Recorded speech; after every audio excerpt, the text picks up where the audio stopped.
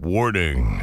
This is not a safe space. Leave your bullshit and feelings at the door.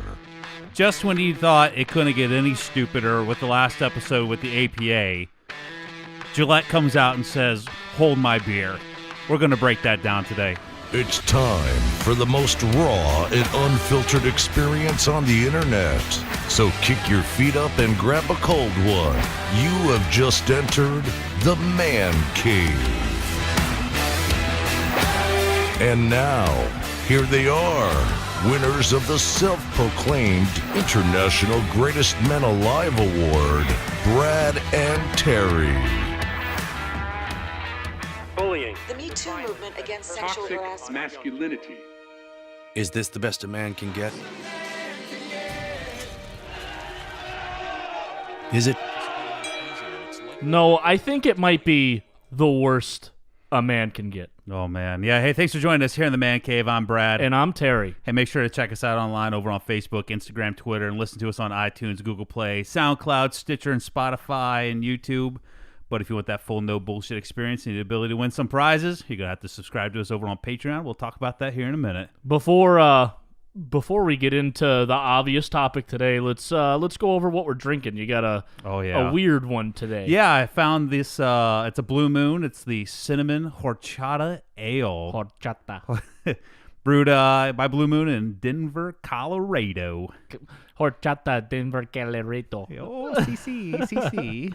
I don't know. Why did we go Spanish there? Colorado, man. You got to listen to that Amari King video where he talks about the Chevy Silverado. Silverado and Colorado? Oh, yeah. But fucked your mom in one. All right. So, obviously, everybody's heard about it by now. If you haven't, you've lived under a rock. Yeah.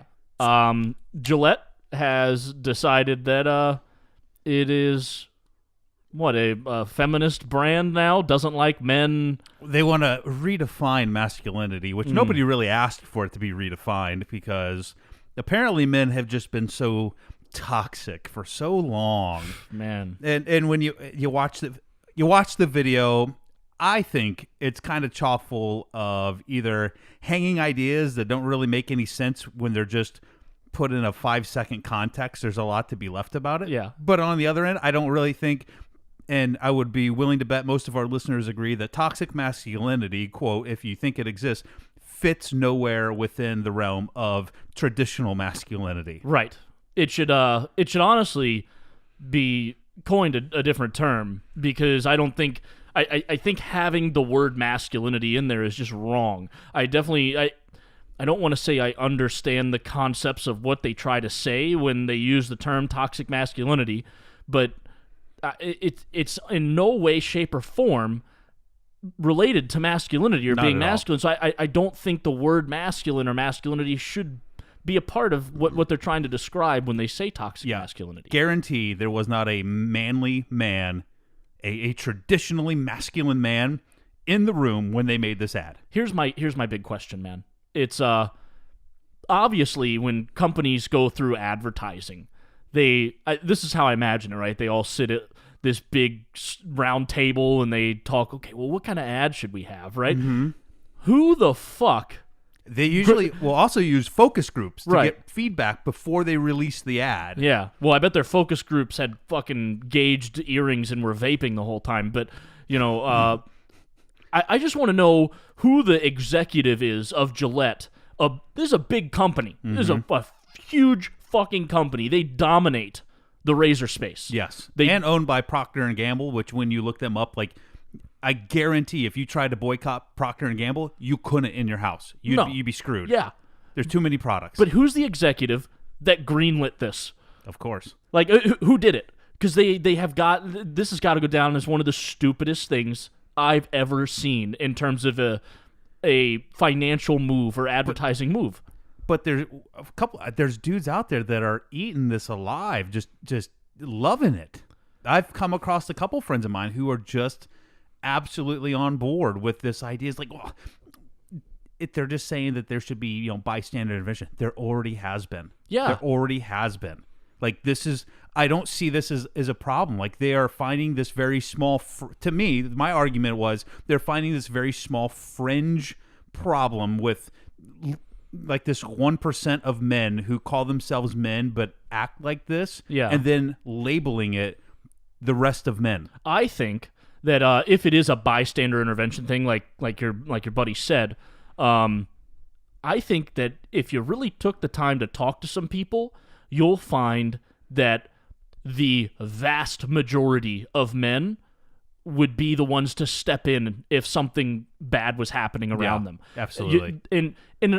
On that same point, if the people who are of this toxic masculinity group, right, if they saw this, what is this going to set off the light bulb in their head? Like, I was fucked up this whole time. Yeah. Thanks, Gillette. Like, let me stop. Sorry, honey, I didn't mean to beat you last night. Yeah. Like, I know I've been forcing you to smile for years now, but I've been so wrong. Let me kick off my rape shoes because I've just been, let me quit my job at the Toxic Masculinity Factory. I can't think of any point to this commercial other than to really piss people off. It wasn't maybe their desired point, but it's the point they're getting. I have an idea. Let's go through the commercial, and then I think I have why Gillette did this. So let's roll with the commercial. We're going to kind of break it down for you. Obviously, this is a podcast. You can't see it, but I would say go over to YouTube or Gillette's Facebook page. They have the video there. Everybody's and you can seen watch it already. Yeah. But yeah, it's got millions and millions of views. But let's kind of roll through this a little bit. We can't hide from it. Sexual harassment is taking over. It's been going on far too long. We can't laugh it off. So from right now, what we've really seen at the beginning of the ad, you see these kids tear through while they play their old school theme to their commercials. You know, the best a man can get. They tear through this paper screen. I can't really tell. Are they chasing the kid, or is it just a bunch of boys being boys, and they're rambunctious and they're running? I'm not quite sure what's going on.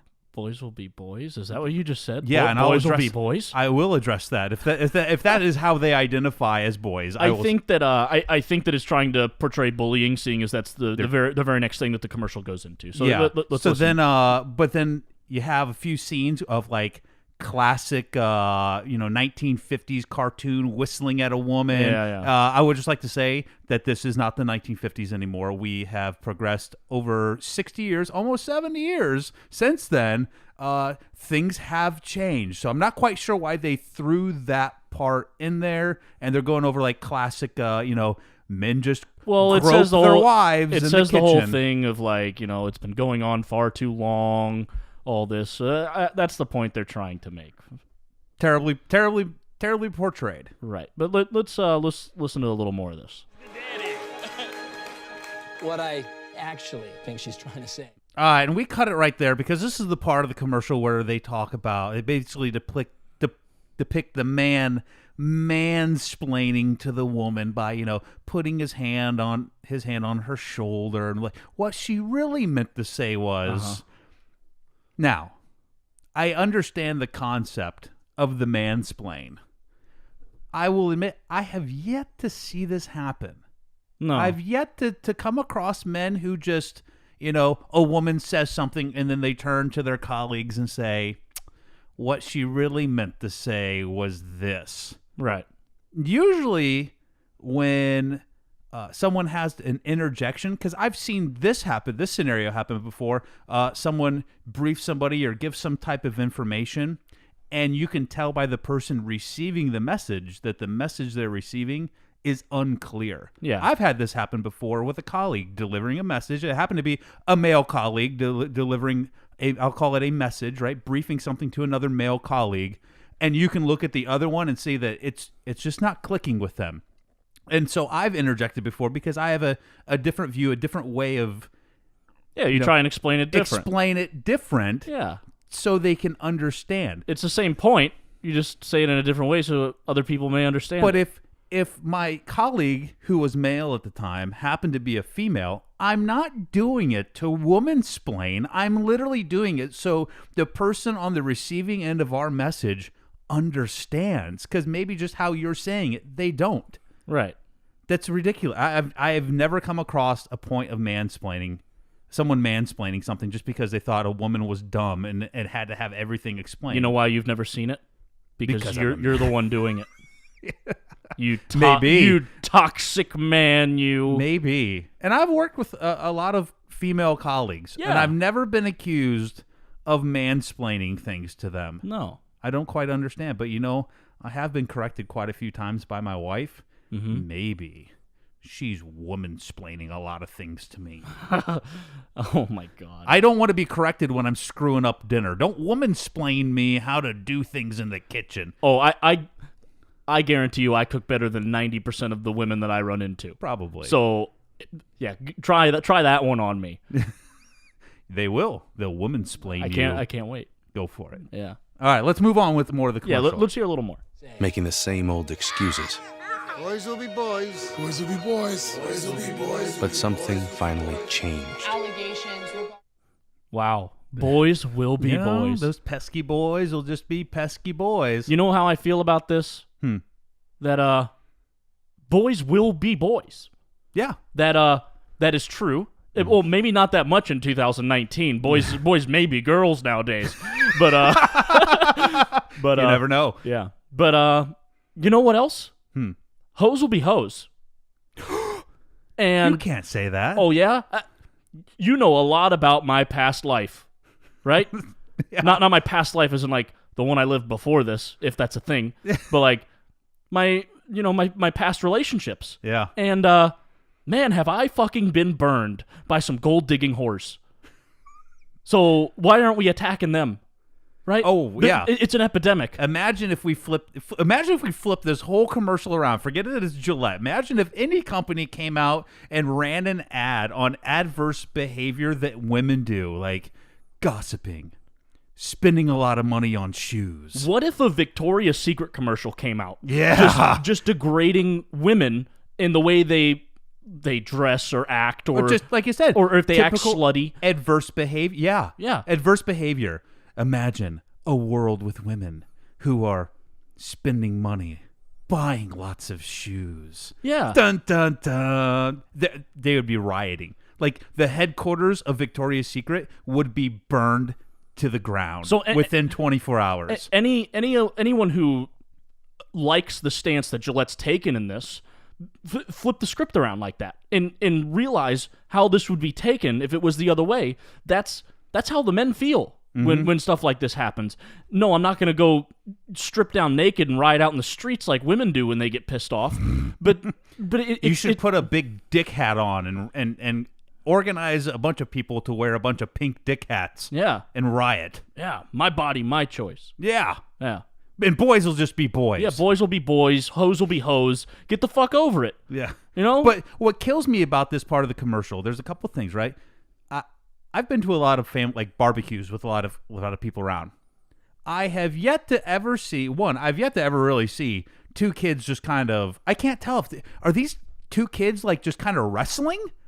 I don't find a problem with that. No. Two boys kind of just I think it's really important for boys to actually wrestle, whether it's with their sibling or maybe with their dad, kind of rough around a little bit. It creates this idea of understanding your body and like where, kids a lot of times say ow when it doesn't hurt. Yeah. It teaches them where that boundary of what hurt actually feels like, what pain really feels like. And then they learn, like, my son likes, my son likes to punch people. Yes. All the time. Mm-hmm. He'll ask. He doesn't do it just to he doesn't walk up to people and just punch them. He's done it to me. Because he loves you. It's right. punches of love. But he'll be like, Dad, can I punch you? And to be honest with you, there's sometimes I really don't want him to do it. Yeah. But I let him do it anyway because he's learned what he's capable of by doing that. You're raising him to be a toxic, aggressive, violent man. I am. And he loves to wrestle with me too. He absolutely loves to wrestle with me. And I love to do it too. But that's what it's meant to be. Yeah. Now, again, I've never been at a barbecue where there's just a couple 7-year-olds who are just throwing down on each other. Like blood's drawn. Oh, yeah. And like 15 dads, as depicted in this commercial, just stand around and go, yeah, boys will be boys. All right. It doesn't happen. Dads will break that up. Now, I think this was the point of the commercial that leaves a lot of questions as to what's going on. Now, imagine this. What if the kid on the bottom was picking on the kid on the top and he had just had enough of his shit? Yeah. I would 100% be... I guess that'll teach that kid a lesson. Yeah. Now, imagine if your kid was on the bottom. He was the kid that was picking on another kid. Kid turned around and finally had enough of his shit. Mm-hmm. What would you say to the kid? You don't have kids, but what would you say? Let's live in the hypothetical world. So I think it really depends if the kid's getting the literal shit beat out of him. Like, if blood's drawn, I'm not going to allow that to stand. First of all, if I saw a kid like legitimately picking on another kid and I'm around, especially at a function like a barbecue, I'm going to step in at that point. You know, I'm not going to, and I imagine, like I said earlier, the vast majority of men would say, "Would you stop fucking picking on the kid? Like get out of here." Yeah. You know? But if it came to that, like no one saw that one kid was being bullied and then all of a sudden you pull him apart and he's like, "Well, what happened?" Well, he was throwing rocks at me the whole time. I got tired of it. And you look at your kid and did that really happen? And they shake their yeah. So my kid's the kid that got beat up because he was picking on the other kid? Yeah, and the other kid just had enough of his damn shit. I would tell him, well, now you learned a lesson, didn't you? Exactly. Yeah. Just good parenting right there. Yeah. He's never going to do that shit again. Is anybody having to go to the hospital? No. No? Then my kid learned a lesson. And the thing, I have a great story about that, right? When I was in the first grade, I rode the bus because I just lived too far away to be able to walk, stuff like that. Rode the bus to and from school every day. I won't tell the kid's name. I still remember it to this day. Yeah. Right? And I'm sitting in the second to the back seat of the bus, and this kid, a grade higher than me, is sitting in the very last row. And before the bus would go, he'd just keep smacking me in the back of the head, just kind of, not like a hard smack, but just tapping me. Yeah. Tap, hitting me in the back of the head. His grandfather was also our bus driver. Okay. So finally, after about 5 minutes of just constantly getting popped in the back of the head by this kid, I had had enough of his shit. Mm-hmm. I didn't really know how to punch that well because I was in the first grade. Yeah. So I stood up and I took an open palm and I hit him right in his face on the bridge of his nose with an open palm. You could have killed him. I could have. I didn't go up with it, Right. but I smacked down. But you know what I did? I broke his fucking nose. Yeah. Blood it looked like a crime scene in the back seat. He started screaming, so his grandpa gets up, walks to the back of the bus, and looks at me, looks at him, looks back at me, and was like, "What happened?" I said he kept slapping me on the back of my head, and I was tired of it. I hit him in the nose. Mm-hmm. He looked at his grandson, said, "Is that true?" And his grandson, literally holding his backpack to his nose to try to stop the blood from going everywhere, just shakes his head yes. And his grandpa went, "Okay." Walked away. Went to the front of the bus, started the bus, put it in drive, and drove. Never got in trouble from him. I don't even know if my parents knew about it. Yeah. Nothing happened to me. But you know what also didn't happen? He stopped fucking picking on me on the bus. I bet he did. Because he got tired of it. Yeah. And on kind of backtracking to the whole "boys will be boys" quote, I remember a time where I was young and I went and climbed a tree. And I fell out of said tree and hurt myself because I fell out of a tree. Mm-hmm. And my dad was not home, but my mom was. And my mom's there, giving me Band-Aids, nursing my injuries, right? And you know what she says? Under her breath, I'll never forget it. She goes, "Boys will be boys." Yeah. My mother. She didn't know, but she was actually... My mom is helping you along your toxic masculinity path. She was a toxic masculinity enabler. She was. My mom is full of toxic masculinity. All right. I'm sending this episode to her. Oh God. Anyway, let's finish this off. Yeah, let's listen to a little more. Sexual assault and sexual harassment. And there will be no going back. Because we believe in the best in men. Men need to hold other men accountable. Smile, sweetie. Come on. to say the right thing, to act the right way. Bro, not cool. Some already are. So Terry Crews goes on there and said men need to hold other men accountable. I'm pretty sure traditional men will and are holding other men accountable. Yeah. To the best of their absolute ability. Which we've definitely touched on multiple times Yes. in the past 20 minutes. Yeah. But the main point that I took from this whole commercial was in this small clip.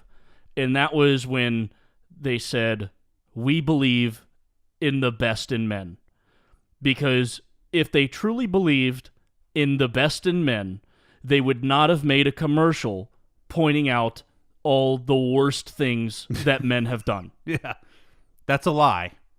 We would like just to define that as what it is. Yeah. A lie. You don't believe that, Gillette. If they truly believed in the best in men, this commercial, the style of commercial that they did, had potential to actually be an extremely uplifting commercial for men.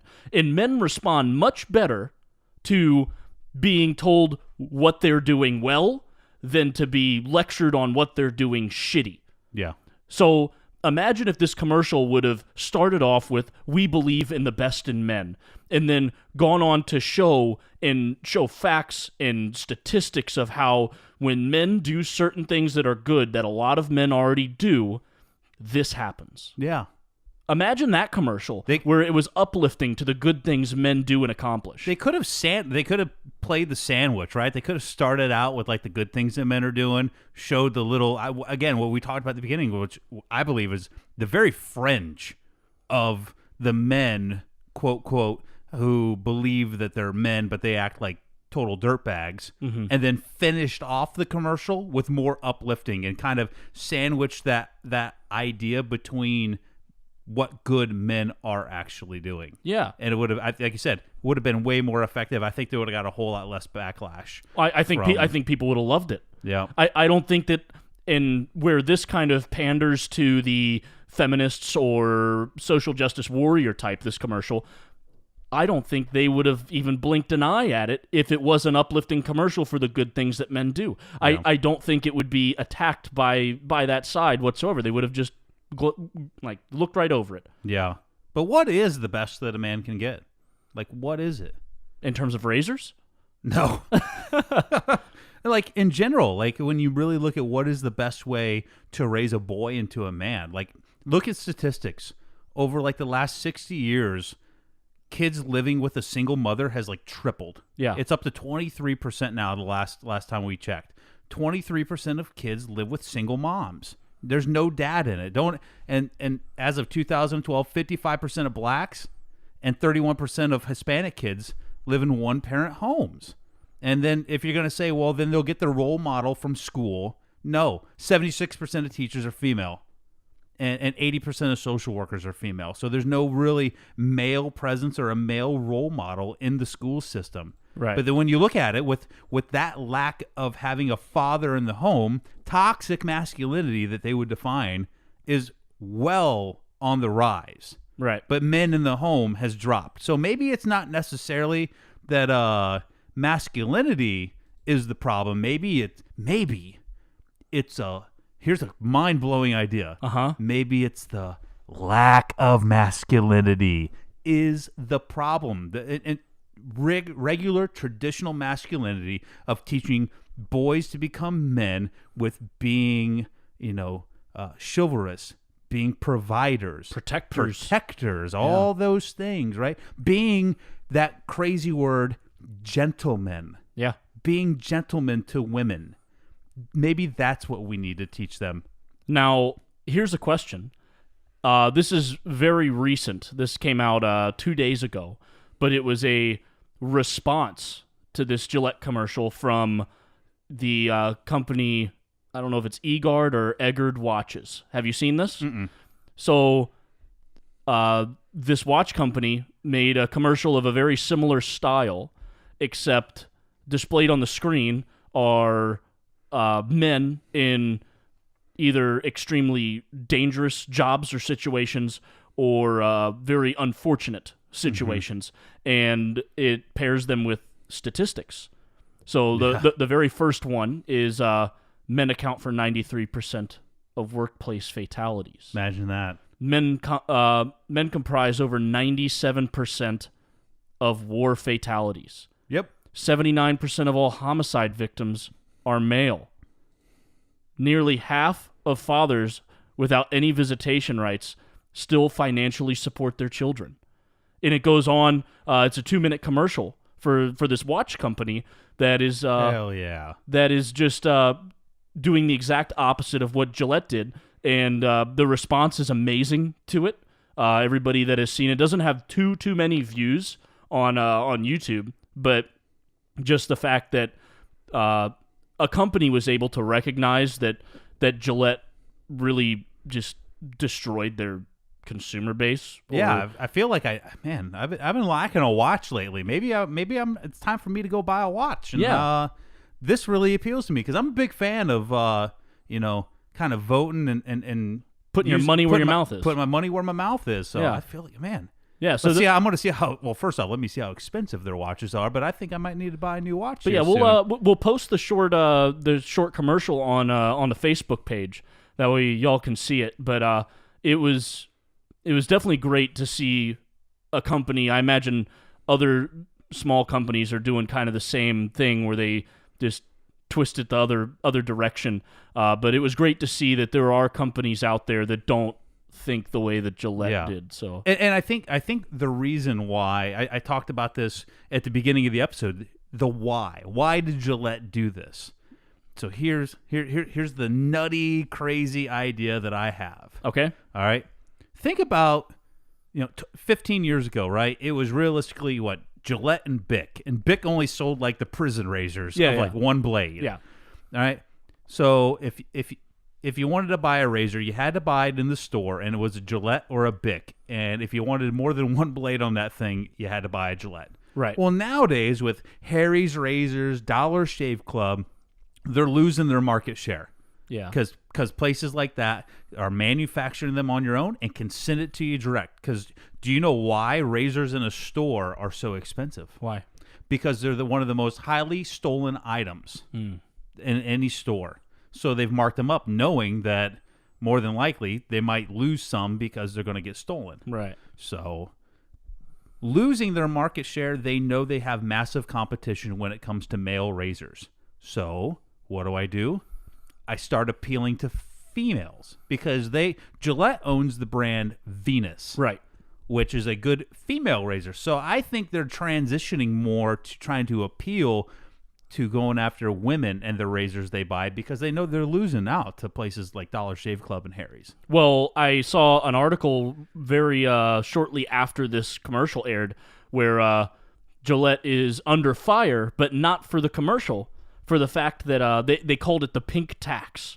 All of their female products, their prices went up a little bit right after this commercial. I'm telling you, that's exactly what they're doing. They're capitalizing off of women, because you probably got a clean split between men. Either it's like maybe a 50-50. I would God hope it's more, but 50% of men are probably going to identify like a couple of my friends are and be like, yeah, I really like this. 50% of men are going to be like, no, this is a whole bunch of bullshit. I think the majority of men would think this is a bunch of bullshit. You would think. I would like to think. I'm trying to keep myself sane here. Okay, so I'm going to think that the majority of men would think this is stupid. We live in the most unmasculine time where they're telling us that toxic masculinity is the problem. I like to pretend so I don't lose my shit. Fantasy world. Yeah. But yeah, I think they are shifting to appeal to women. This is the whole point. This is the whole point of it. They don't really care about men's razors anymore. They're locked on men's razors. They dominate it. Yeah. Yeah. They might lose some market share, but they've already been losing it, like I said, to the other couple companies. They're going after women buying razors now. Yeah. But Gillette in America, society needs to remember one thing. At the end of the day, masculinity is going to be the only thing that stands between society and evil. Yep. Traditional masculinity is going to be the sheepdog protecting sheep against the wolves. Yep. Only masculine men are going to be able to do that. So if you're going to weed out masculinity, be ready to face the wolves and have no sheepdog to protect you. What's that old saying? Hard times make strong men make good times make weak men make hard times. It's a cycle. It's a cycle. Yep. Hey, don't forget to follow us on Facebook, the official Man Cave Podcast, over on Twitter at the Man Cave 14, and Instagram at the Man Cave Podcast, and on YouTube. But for that full no safe space, no bullshit experience, check us out and subscribe to us over on Patreon for only $1. $1. You're going to get entered in to win the Beer of the Month Club, valued at $120. And currently, our patrons, thank you so much, entered in to win that awesome Beer of the Month Club prize are Lance, Rachel, Zach with a K, Zach with an H, Mark, Curtis, Martin, Jeremy, and Rudamac. Thank you guys so much, and I can't wait to give this awesome prize away to one of you, or any future patrons that we get between now and, March 16th is the day we're giving away? Right around March Madness time. Yeah. All right, hey, for only $5 a month, you're not only going to get entered in to win the prizes, you're going to get a man card for all of your beer opening needs. Exactly what we use to open these nice blue moons tonight. And a koozie. Koozies are on the way to all the patrons we mentioned. On the way. In the mail. So if you're a patron, I would absolutely love it if you sent a picture of you drinking a beer with your koozie, and I will throw it up on the Facebook page over on Twitter and Instagram. Yeah, and y'all are going to get a few koozies, actually, because we had that little mishap with getting all the colored ones, so we have quite a bit of the multicolored ones, so we'll send you a nice black one, how it's supposed to be, and then a few of the... Let me know how many pink ones you need. Yeah. And then you get exclusive access of all the special podcasts, like episodes like Ass that's coming up here next that we're going to record. Get a little ass on your hump days. And then exclusive access to tell us what you want us to talk about and give us feedback on all the topics from every podcast. And like we've said, hell, we'll even let you on the show. Yeah, we got to bring somebody else on soon. We'll hit up our patrons and see who wants to come on. Yeah, sounds good. Yeah. But hey, you don't have to go home, but you can't stay with us. We'll see you next time here in the Man Cave. Don't let the door hit you on the way out. Any real man would follow us on Patreon for exclusive content and prizes at patreon.com/The Man Cave Podcast. The Man Cave. No safe spaces, no bullshit.